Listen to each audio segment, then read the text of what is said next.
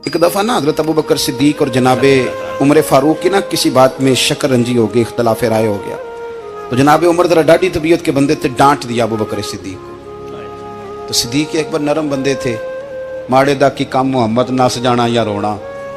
तो वो गा के ना तो पहले घर रोए, फिर हुजूर के पास चले गए। जनाब उमर कहते मुझे भी ख्याल आया कि यार ये मुझे नहीं करना चाहिए था। थोड़ी देर के बाद अच्छे लोग जो होते हैं उनका गुस्सा जल्दी उतर जाता है। कहते मैंने जाके जनाब सिद्दीक अकबर के दरवाजे पे दस्तक दी तो पता चला वो तो घर ही नहीं। मैं समझ गया, मैं डर गया, मेरी टांगे कांपने लगी। क्यों डर रहे हो उमर? फरमाने लगे इसलिए डर रहा हूं कि अबू बकर जब अपने घर नहीं होते तो दरवाजा रसूल पे होता। सारी बात तो सुना दी होगी।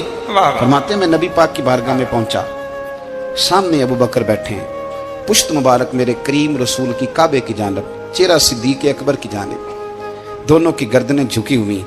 जनाब उमर पाक फरमाते हैं कि मैं बैठा था और सोच रहा था, सलाम ली, जवाब मिला, पर गर्दनें नहीं उठाई दोनों ने, मुकद्दस गर्दनें झुकी रही। मैं सोच रहा था कि अब हुजूर मुझे डांटेंगे तो मैं सिद्दीक के पैर पकड़ूंगा, मैं अली को सिफारिशी बनाऊंगा, मैं मिन्नत करूंगा, लेकिन कोई बोले तो बात बने ना। कहते जब देर हो गई, ये सुकूत भी बड़ा मुश्किल होता है।